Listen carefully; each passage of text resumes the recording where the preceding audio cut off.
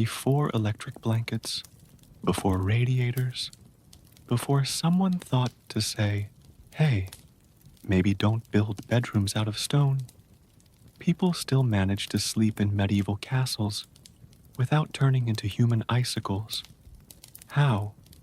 With wool, wit, and a whole lot of dogs? This is the story of how medieval folks survived the coldest nights in the draftiest places. One hay-stuffed mattress, one suspicious brazier, and one very judgmental cat at a time.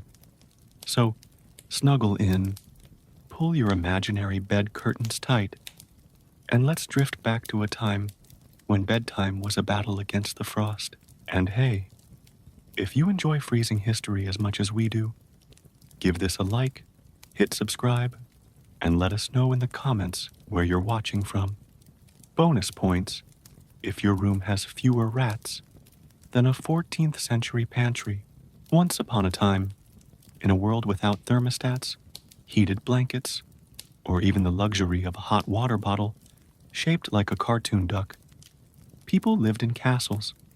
Grand, towering, majestic castles, the kind with turrets, moats, and suspiciously echoey hallways. They were the architectural equivalent of saying, I'm rich, I'm powerful, and I don't care if my toes fall off from frostbite. You see, castles were built for defense, not comfort. Their thick stone walls could withstand battering rams, flaming arrows, and the occasional angry peasant with a pitchfork. But those same walls had the thermal properties of a glacier. In winter, they didn't just get cold, they became cold. They absorbed the chill like a sponge and radiated it back into the rooms with the enthusiasm of a vengeful snowman. Windows, oh, they had them. Big, beautiful, arched windows that let in light, air, and approximately 100% of the wind. Glass was a luxury, and even when it was available, it was wavy, bubbly, and about as insulating as a wet sock. Most windows were covered with wooden shutters or oiled parchment, which is just a fancy way of saying translucent sadness. And yet, people slept, not just nobles, in their four-poster beds, but servants in the kitchens, guards in the towers, and even the jester, who probably curled up in a cupboard with a goose for warmth. Somehow, they all managed to drift off into dreamland, despite the fact that their bedrooms were basically medieval meat lockers. How did they do it? Was it sheer willpower? A secret society of blanket smugglers? Or just an impressive tolerance for discomfort? The layers, quite literally, to uncover the tricks, tools, and traditions that kept medieval folks from becoming human icicles. From woolen nightcaps to fire hazards with legs, also known as dogs, we'll explore the surprisingly clever and occasionally ridiculous ways people stayed warm when the world was cold. If you think medieval beds were just places to lie down and contemplate your regrets, think again. These beds were strategic bunkers in the war against cold. They weren't just furniture, they were survival equipment. Picture this: a massive wooden frame carved with dragons, vines, or suspiciously judgmental saints. The mattress, stuffed with straw, hay, or feathers, depending on your social status and tolerance for pokey surprises. But the real magic wasn't in the mattress. It was in the curtains. Yes, curtains. Thick, heavy, woolen curtains that hung around the bed like a medieval privacy shield. These weren't just for modesty or dramatic flair. They were thermal armor. Once drawn, they trapped body heat like a medieval thermos. Inside, it was warm. Outside, it was a tundra. You didn't sleep on the bed. You slept inside it like a noble caterpillar in a cozy cocoon. Some beds even had canopies, not for decoration, but to stop cold air from falling directly onto your face like a passive-aggressive ghost. The canopy kept warmth in and drafts out. It also gave spiders a nice place to hang out. But that's a different bedtime story. And let's not forget the bed height. Medieval beds were tall, not because people were giants, but because being closer to the ceiling meant being farther from the cold stone floor. Also, it gave you a better view of your chamber pot, which was always a thrilling sight at 2 a.m. For the truly fancy, beds came with embroidered quilts, fur throws, and enough layers to make you question whether you were sleeping or being preserved. Getting into bed was a process. Getting out of bed was a tragedy. So next time you climb into your modern mattress, with its memory foam and heated blanket, spare a thought for the medieval sleeper. They didn't have temperature control. They had curtains, courage, and a deep commitment to not becoming a human icicle. Forget silk robes and fuzzy slippers. Medieval sleepwear was less cozy chic and more battle-ready burrito. When the sun went down and the temperature dropped faster than a jester's dignity at a royal roast, people didn't just get ready for bed. They geared up. The medieval sleeper's nighttime ensemble was a layered masterpiece. First came the long linen shirt, the base layer, softish, and usually the only thing that got washed more than once a season. Over that, a woolen tunic. Then socks, thick, itchy, heroic socks, the kind that could stand up on their own and possibly win a jousting match. And then, the pièce de résistance, the nightcap. Not just a fashion statement, this floppy head hugger was essential. It kept your noggin warm, your hair contained, and your dreams slightly less frosty. Some nightcaps were simple. Others looked like they were designed by someone who had never seen a head before. Either way, they worked. People didn't just wear clothes to bed.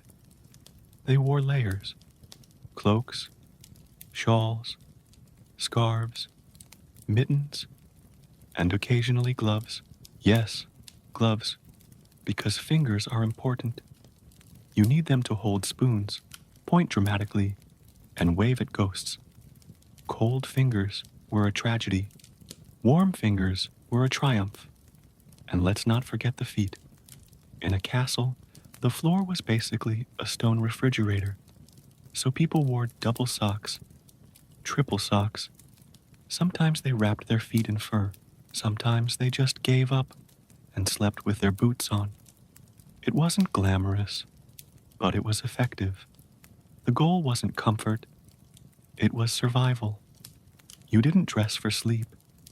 You dressed for not dying of frostbite. And if you looked like a wool-covered scarecrow by the end of it, well, at least you'd wake up with all your toes.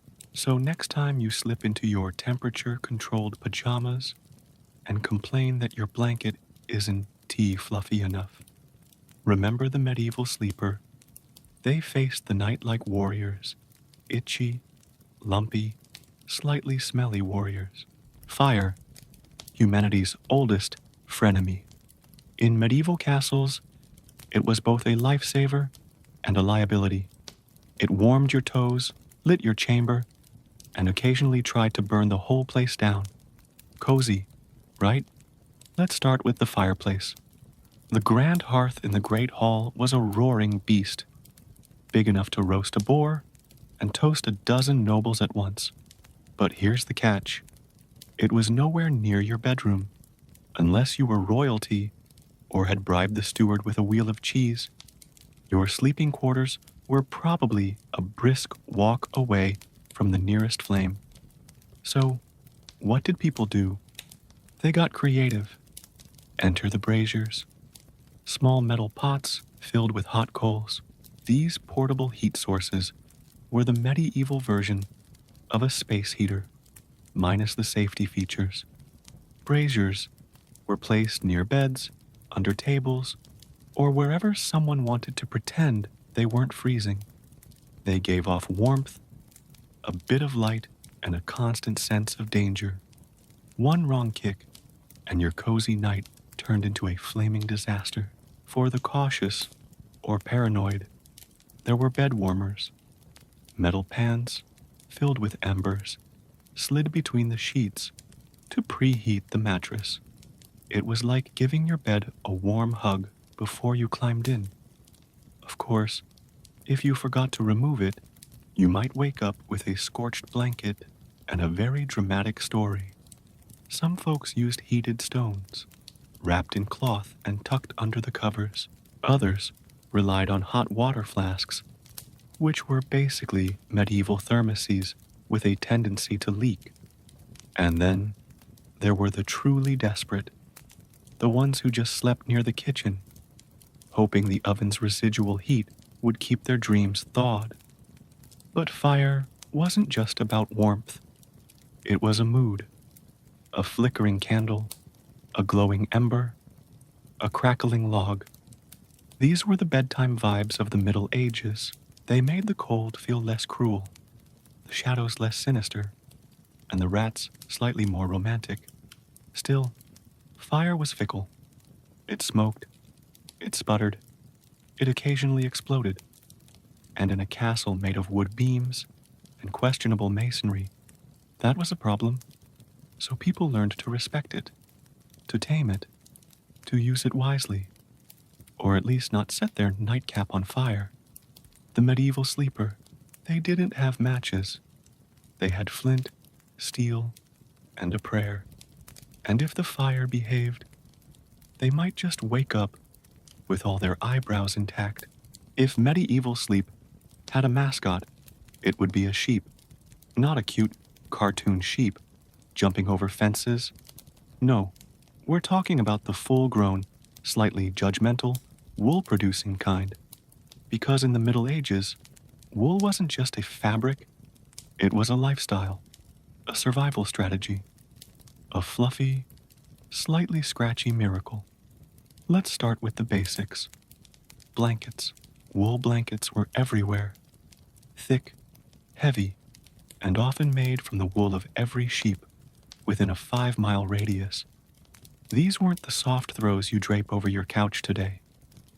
They were dense, rugged, and capable of stopping a mild breeze or a small invasion. Then came the quilts, layered masterpieces stitched together with scraps of wool, linen, and whatever else wasn't nailed to the floor. Quilts were status symbols. The more layers, the warmer you were. The warmer you were, the less likely you were to wake up wondering if your toes had turned into medieval popsicles. And let's not forget the fur throws.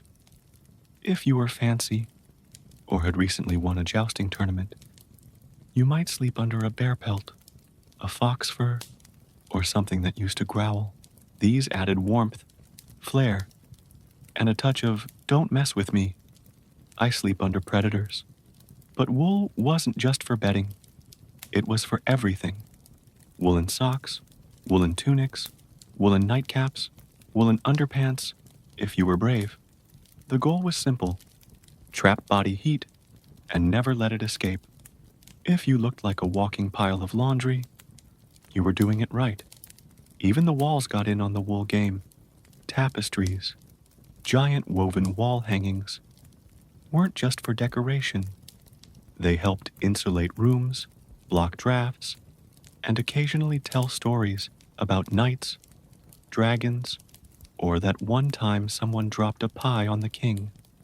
And yes, sometimes people slept with actual sheep.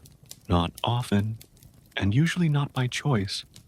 But if you were a shepherd or a peasant with a particularly affectionate flock, it wasn't unheard of. Sheep were warm.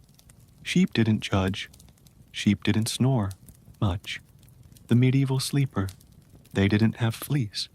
They had actual sheep, and they made it work. One woolen layer at a time. In the medieval world, Dogs weren't just loyal companions. They were central heating with fur. When the castle walls turned into icy slabs and the wind howled like a banshee with a grudge, people turned to their fluffiest friends for warmth. And no, we're not talking about emotional support. We're talking about thermal support. Let's set the scene. It's midnight in a stone chamber. The brazier's embers are fading. Your woolen socks are doing their best, but your toes are staging a rebellion. What do? You call in the dogs. Not one, not two, sometimes a whole pack, depending on your social status and how many sausages you had hidden in your tunic. These weren't pampered lapdogs with rhinestone collars. They were sturdy, snuggly, and slightly smelly. They curled up at your feet, nestled against your side, and occasionally stole your pillow. But you didn't mind, because they were warm, and in a castle, warmth was everything. Even royalty wasn't above a little canine cuddling. Historical records mention noble women sleeping with lapdogs tucked under their covers like furry hot water bottles. Nights, after a long day of jousting and dramatic brooding, would collapse into bed with their hounds curled beside them like loyal space heaters. And let's be honest, dogs were better than braziers. They didn't set your sheets on fire. They didn't belch smoke. They didn't require constant refueling. They just showed up, flopped down, and radiated love and body heat. Of course, there were downsides. Dogs snored. Dogs shed. Dogs occasionally chased imaginary squirrels in their sleep and kicked you in the spleen. But these were small prices to pay for not waking up with icicles on your eyebrows. Cats, on the other hand, were less cooperative. They might grace you with their presence if the mood struck, but they preferred to sleep on the warmest spot in the room, usually your face. And if you moved, well, good luck. The medieval sleeper. They didn't just tolerate dogs in bed. They depended on them. Because in a castle, the difference between a good night's sleep and a frostbitten nightmare might just be a snoring spaniel. If you've ever leaned against a cold wall and thought, wow, this feels like betrayal, then congratulations. You've experienced a fraction of what medieval castle dwellers endured every single night. Because in a castle, the walls weren't just cold, they were actively hostile. Let's start with the basics. Castle walls were made of stone. Thick, heavy, unyielding stone. Great for keeping out invaders. Terrible for keeping in warmth. These walls didn't just ignore your need for comfort. They mocked it. They absorbed the cold from outside, stored it like a miser hoarding coins, and then released it slowly into your room like a passive-aggressive ice spirit. And they were everywhere. Floor-to-ceiling stone. No insulation, no drywall. Just raw medieval masonry, radiating chill like it was auditioning for a role as the villain in a winter-themed musical. Even worse, the walls sweated. In damp weather, condensation would form, making the stone slick and clammy. It was like sleeping inside a giant, moody refrigerator. A refrigerator that occasionally dripped on your tapestry and made your socks feel betrayed. To fight back, people got creative.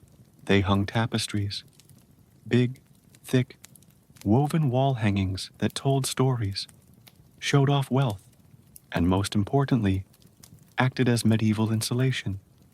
A good tapestry could block a draft, trap heat, and distract you from the fact that your wall was plotting against your toes.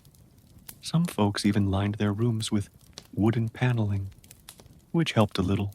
It created a buffer between you and the stone, like a polite friend standing between you and someone who just insulted your blanket collection. But for most people, the solution was simple: avoid the walls. Beds were placed in the center of the room, as far from the icy embrace of the stone as possible. If you had to sleep near a wall, you layered up, said a prayer, and hoped the wall didn't whisper cold secrets into your ear while you slept. The medieval sleeper. Their walls weren't just cold, they were characters, and not the friendly kind, more like the kind that would steal your warmth and then pretend they didn't. Do you know what happened? In the medieval castle, hierarchy of cold things, the floor was the undisputed champion. If the walls were icy and the windows were breezy, the floor was a stone slab of betrayal. It didn't just ignore your warmth, it actively tried to steal it. Stepping out of bed barefoot was like challenging winter to a duel, and winter always won. Castle floors were made of stone, not polished marble or cozy tile, just raw, unyielding, frost-loving stone. It was the kind of surface that made your feet question your life choices, and in winter, it turned into a medieval cryogenic chamber. You didn't walk across it, you tiptoed across it, like a nervous squirrel crossing a frozen pond. So what did people do? They got creative. Enter the rushes. Dried plants like straw, reeds, or herbs scattered across the floor like nature's version of a carpet. Rushes served multiple purposes. They insulated the floor, absorbed spills, masked odors, and occasionally hosted small ecosystems of bugs. It was like sleeping in a rustic terrarium. The rushes were replaced regularly. Ish. In theory, they were swapped out every few weeks. In practice, they were swapped out when someone tripped over a mushroom. But they helped. A little. Mostly, they made the room smell like a barn with ambition. For the fancy folks, there were woven mats or animal skins. A bear rug wasn't just a status symbol. It was a foot warmer with teeth. And if you were really lucky, you had a wooden platform to raise your bed off the floor entirely. It was like sleeping on a throne. But for your toes, servants and lower-class castle dwellers didn't have such luxuries. They slept on pallets, low beds or bundles of straw, often placed directly on the floor. Their nighttime routine involved layering up, saying a prayer, and hoping the floor didn't whisper frost-bitten secrets into their dreams. The medieval sleeper. They didn't have slippers.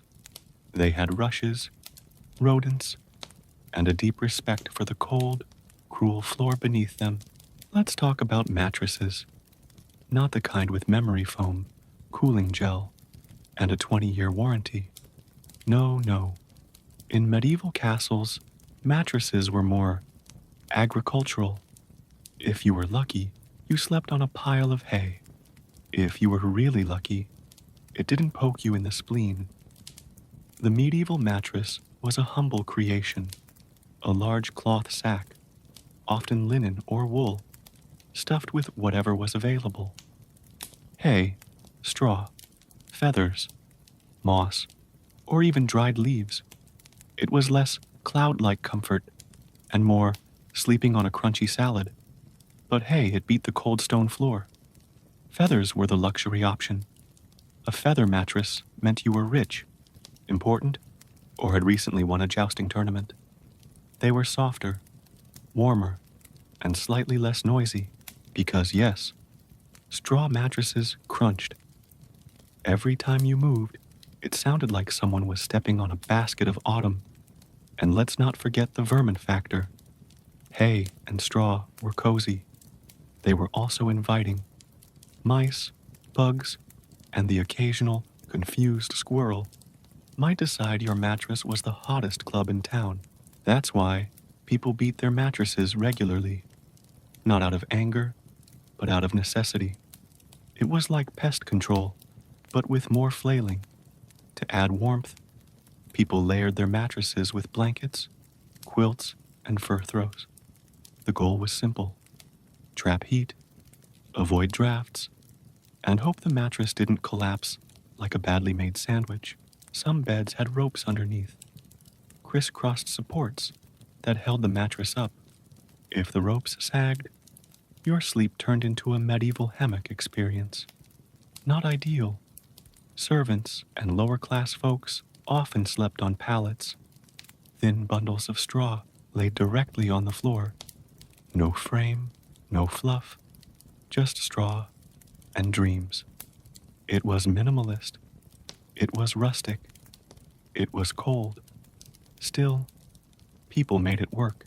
They fluffed, they layered, they rearranged, and when the mattress got too lumpy, they emptied it out and started fresh. It was DIY comfort, medieval style. The medieval sleeper, they didn't have springs. They had hay and a deep, unwavering hope that nothing inside it was still alive. In the modern world, wearing gloves to bed might earn you a few raised eyebrows and a concerned text from your roommate. But in a medieval castle, it was just good sense. Because when the temperature dropped and the stone walls started whispering icy threats, your fingers were the first to surrender. Medieval sleepers knew this. They respected the fragility of fingers. Fingers held spoons. Fingers tied laces. Fingers pointed dramatically at suspicious stew. Losing them to frostbite was not an option, so they armored up with bedtime gloves. These weren't sleek leather driving gloves or fuzzy mittens with cartoon animals. No, these were woolen handhuggers, thick and practical, designed to trap every last molecule of warmth. Some were fingerless, allowing for midnight scroll reading or emergency candle lighting. Others were full-fingered fortresses, turning your hands into cozy burritos. And they weren't just for peasants. Nobles wore gloves to bed too, sometimes embroidered, sometimes perfumed, occasionally ridiculous. There are records of gloves lined with fur, silk, or whatever material was currently trending among the sleep-deprived elite. If it kept your fingers warm and your status intact, it was fair game. Children wore gloves. Elders wore gloves. Even monks, who had taken vows of silence and possibly frostbite, wore gloves. It was universal, because in a castle, the cold didn't discriminate. It crept in through cracks, under doors, and straight into your knuckles. Some gloves were part of a full bedtime ensemble, paired with socks, scarves, and the ever-essential nightcap. You didn't just go to bed. You prepared for bed, like a knight dressing for battle, but fluffier. And let's be honest, gloves in bed weren't just practical. They were comforting, like a hug for your hands, a soft reminder that even in the coldest, draftiest, most rodent-infested castle chamber, you could still feel a little bit loved. The medieval sleeper. They didn't have climate control. They had gloves and a dream, a warm, wool-covered dream. In the icy labyrinth of a medieval castle, warmth was a rare and precious commodity, like good hygiene or a jester who knew when to stop. And while most rooms were colder than a tax collector's heart, there was one magical place where heat reigned supreme: the warming room. Now don't let the name fool you. This wasn't a spa. There were no scented oils, no soothing music, and definitely no complimentary slippers. The warming room was a small chamber, often tucked away near the kitchen, or deep in the castle's belly, where a fire burned with the quiet determination of someone trying to toast bread with a candle. It was the medieval version of a heated waiting room, a place where people could thaw their fingers, toast their toes, and briefly remember what it felt like to have a functioning circulatory system.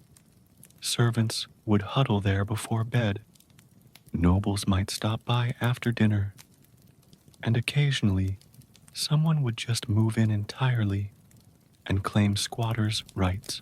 The fire in the warming room was usually built in a stone hearth, surrounded by benches, stools, and the occasional suspicious puddle. It wasn't glamorous, but it worked. People would sit close, rotate like rotisserie chickens, and absorb as much heat as humanly possible before venturing back to their frostbitten chambers. Some castles had portable warming pans, metal trays filled with hot coals, carried from the warming room to the bedroom like sacred relics. These pans were slid under blankets, waved around like medieval incense, and occasionally dropped, resulting in spontaneous bed flambé.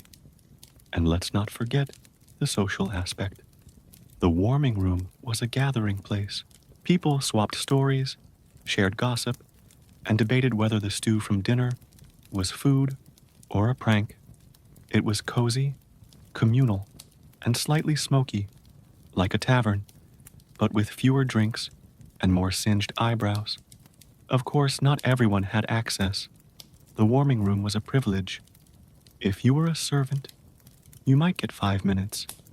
If you were a noble, you might get the whole evening. If you were the castle cat, you got the best seat, and no one dared move you. The medieval sleeper, they didn't have thermostats. They had warming rooms, smoky, crowded, and just magical enough to make the cold a little more bearable. In the modern world, waking up to frost on your window might inspire a poetic sigh or a quick Instagram post. In a medieval castle, waking up to ice on the inside of your window was less aesthetic and more mildly terrifying. Because when the temperature dropped, the castle didn't just get cold, it invited winter inside for tea. Let's start with the windows. Most castle windows were either open slits, great for shooting arrows, terrible for keeping warm, or covered with oiled parchment, horn panes, or, if you were fancy, glass. But medieval glass was wavy, bubbly, and about as insulating as a soggy napkin. Cold air waltzed through with the confidence of a nobleman at a feast. And then came the frost. It crept in overnight, coating windows, walls, and occasionally your bedpost. People woke up with icy eyebrows, frozen chamber pots, and a deep sense of betrayal. If you've never had to chip ice off your blanket before breakfast, congratulations. You're living the dream. In some cases, ice formed on the walls. Yes, the interior walls. Stone was a fantastic conductor of cold. And in winter, it turned your bedroom into a medieval meat locker. You didn't just sleep in a room. You slept in a seasonal exhibit called How Not to Build a Cozy Home. To combat this, people layered up like sentient onions. They wore wool, fur, and enough fabric to make a tailor weep with joy. They huddled under blankets, curled up with dogs, and prayed that the frost didn't sneak into their dreams and start narrating their nightmares. And yet, they adapted. They laughed. They told stories. They woke up, shook the icicles off their nightcaps, and went about their day. Because in the Middle Ages, ice wasn't a surprise. It was a roommate. A cold, clingy, slightly rude roommate who never paid rent and always hogged the windowsill. The medieval sleeper. They didn't just battle the cold. They slept with it. And somehow, they lived to tell the tale. Let's be honest. Nothing wakes you up faster than a splash of cold water. Now, imagine that water is from a well in the dead of winter, in a castle where the concept of hot running water was as mythical as a polite goose. Welcome to the medieval bathing experience, a chilling adventure in personal hygiene. In the Middle Ages, bathing was not a nightly ritual. It wasn't even a weekly one. For many, it was more of a special occasion activity, like a birthday, a royal visit, or the discovery that your tunic could now walk on its own. Why so rare? Because bathing was cold, painfully, bone-rattlingly cold. Heating water took time, effort, and a lot of firewood, which, as we've learned, was already in high demand for not freezing to death. Filling a wooden tub with warm water was a luxury, and by the time it was ready, the water was already plotting its return to ice. And then there was the aftermath. Getting wet in a freezing castle was a gamble. You might feel clean, but you'd also feel like a damp biscuit in a meat locker. Drying off was a race against hypothermia. Towels were rough, fireplaces were scarce, and the air was so cold it could practically slap you. So, many people opted for the layer and pray method. Instead of washing, they wore layers of linen to absorb sweat and grime. When the underlayer got too funky, they'd swap it out, or just add another layer on top. It was like geological strata, but with more body odor. To mask the musk, people turned to herbs, flowers, and perfumes. Lavender, rosemary, and rosewater were popular choices, not because they cleaned anything, but because they made you smell less like a damp sheep, which, in medieval terms, was a win. Of course, some folks did bathe, especially the wealthy. They had access to private bathhouses, heated water, and servants who did the heavy lifting, literally. But even then, it wasn't daily, more like when absolutely necessary, or when the bishop is coming over. So how does this all relate to sleeping? Simple. Staying clean meant getting cold, and getting cold meant risking a night of shivering, sneezing, and possibly waking up with your hair frozen to the pillow. Many chose to skip the bath and stay bundled, stinky, but snug, the medieval sleeper. They chose warmth over freshness. And honestly, who could blame them? In the modern world, scarves are fashion statements. They say, I'm stylish, or I'm chilly, or I just left a poetry reading. But in medieval castles, scarves weren't accessories. They were neck-saving necessities. And yes, sometimes they were worn in July. Because when your bedroom feels like a cave that forgot how to be warm, you don't ask questions. You wrap your neck and move on. The medieval scarf, or muffler as it was sometimes called, was a humble hero. Made of wool, linen, or fur, it was wrapped around the neck like a protective hug from a very itchy friend. It kept the chill from creeping down your collar and whispering icy secrets into your spine. And it wasn't just for outdoors. People wore scarves to bed. Yes, to bed. Because the neck is a vulnerable place. It's where warmth escapes and cold attacks. A scarf in bed was like a security blanket for your throat. It said, "Not today, frost demons." Some scarves were simple, a strip of cloth tied with the elegance of someone who's been cold since October. Others were elaborate, embroidered with patterns, symbols, or passive-aggressive messages like, "This castle is colder than your heart." Nobles had scarves lined with fur. Peasants had scarves lined with hope. Scarves were part of the bedtime uniform. Alongside the nightcap, gloves, socks, and enough layers to make a scarecrow jealous, The scarf completed the look. It wasn't about style, it was about survival, and maybe a little bit of medieval swagger. Of course, there were risks. Scarves could unravel. Scarves could get tangled. Scarves could mysteriously disappear, only to be found later being used as a leash for a particularly rebellious goose. But despite the drama, they remained essential. Even monks wore scarves, though theirs were modest, practical, and probably blessed against neck-related curses. Children wore scarves. Elders wore scarves. Dogs wore scarves.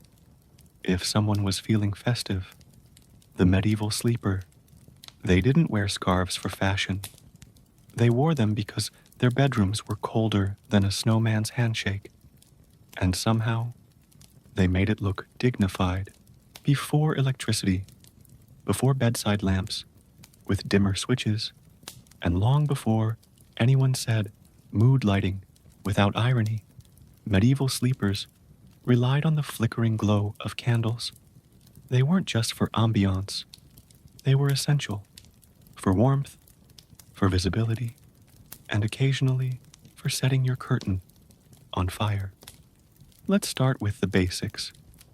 Candles were made of tallow, animal fat, or beeswax. Tallow was cheap, smoky, and smelled like regret. Beeswax was cleaner, sweeter, and reserved for people who didn't flinch when asked to pay taxes. Either way, candles were precious. You didn't burn one just to feel fancy. You burned it because you didn't want to trip over your dog in the dark.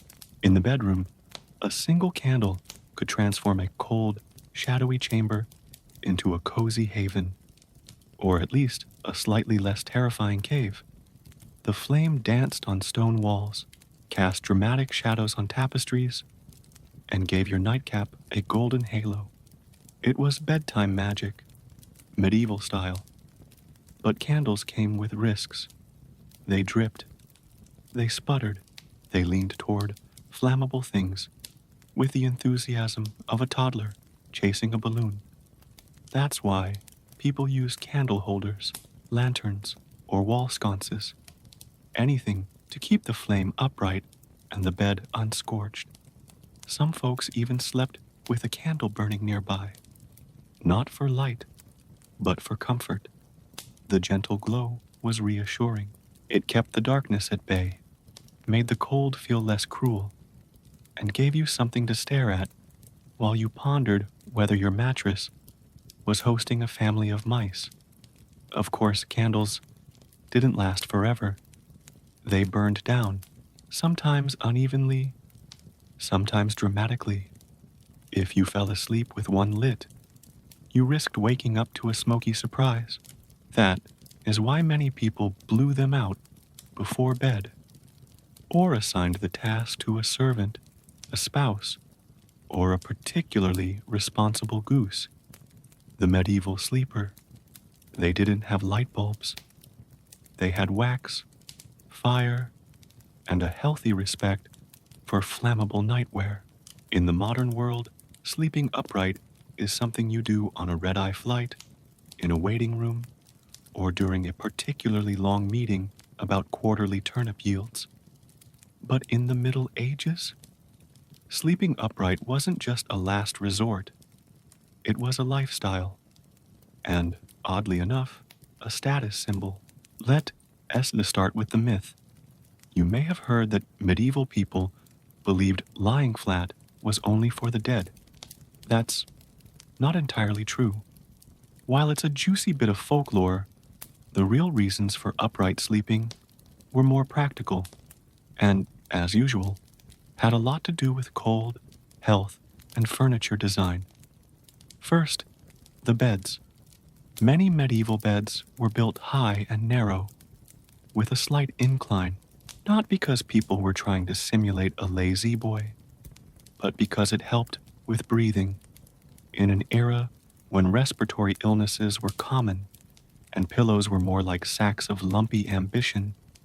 Sleeping propped up made it easier to breathe, especially if you had a cold, asthma, or had just inhaled a suspicious amount of fireplace smoke.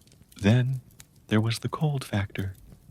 Sleeping upright meant you could stay bundled in a seated position, wrapped in cloaks, blankets, and possibly a dog or two. It was easier to keep your head warm, your feet tucked, and your body compressed into a heat-conserving human burrito. And let's not forget the furniture. Some people didn't have beds at all. They had benches, stools, or chairs. If you were a servant, a traveler, or just someone who lost a bet with the chamberlain, you might find yourself sleeping in a corner, upright, with your head against the wall, and your dreams full of regret. Even the wealthy sometimes chose to sleep semi-upright. Portraits from the period show noblemen reclining in bed with multiple pillows, looking like they're about to deliver a TED Talk on the virtues of goose feather insulation. It wasn't just about comfort, it was about posture, health, and a touch of drama. The medieval sleeper. They didn't always lie down. Sometimes they sat up, bundled tight, and faced the night like a wool-wrapped philosopher, upright, alert, and only slightly drooling. In modern times, being a guest often means fluffy towels, scented candles, and a room that smells like hospitality and mild anxiety.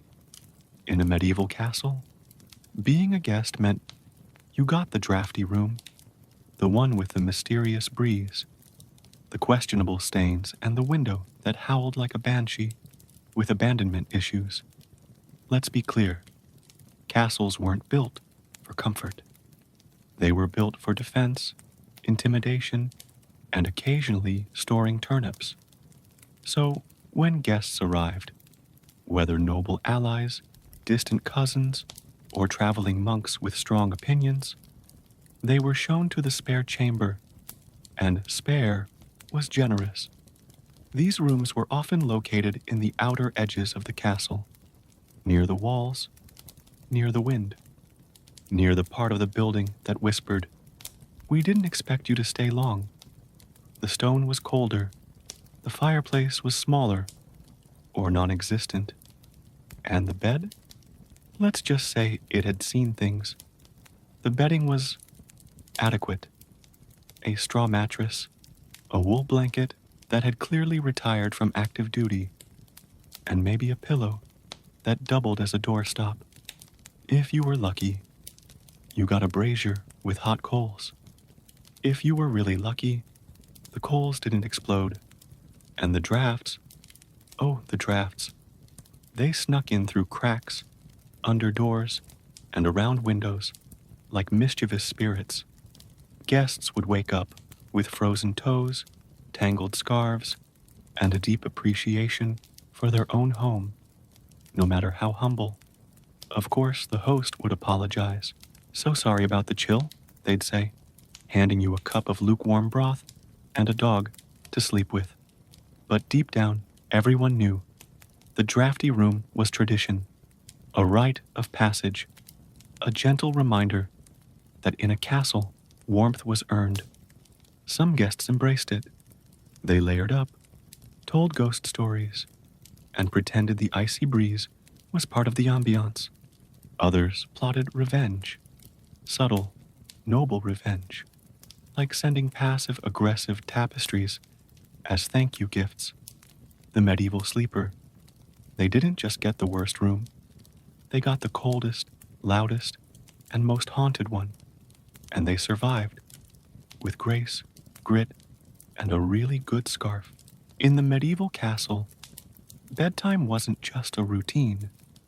It was a mental exercise, because when the fire had fizzled, the dogs had migrated to warmer humans, and your blanket felt more like a decorative suggestion than a thermal solution. There was only one thing left to do: embrace the cold. Welcome to the meditation of hypothermia, the ancient art of pretending you were not freezing while absolutely being freezing. It began with acceptance. You acknowledged the chill. You greeted it like an old frenemy. "Ah, yes," you'd whisper, teeth chattering. "You again." The cold wasn't going anywhere, so you made peace with it. You didn't fight it. You befriended it, like a goose that bites, but occasionally brings you joy. Then came the visualization. Medieval sleepers imagined warmth, a sunny meadow, a roaring hearth, a stew so hot it could melt your spoon. You wrapped yourself in these thoughts like imaginary quilts, hoping they'd trick your body into not staging a revolt. Breathing was key. Slow, deliberate, slightly wheezy. You inhaled courage and exhaled frost. Some monks practiced actual meditation, sitting upright, wrapped in wool, radiating serenity and mild frostbite. Others just stared at the ceiling and tried not to cry icicles. And then there was the stillness. Movement meant losing heat, so you lay there, perfectly still, like a noble statue of someone regretting their life choices. You didn't toss. You didn't turn. You simply existed, a quiet, bundled soul in a stone chamber of dreams and drafts. Some called it sleep.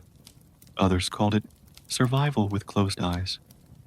Either way, it worked, because in the end, the body adapted, the mind wandered, and the cold, while ever present, became just another part of the bedtime landscape, like creaky floors, snoring dogs, and the occasional ghost with a flair for drama.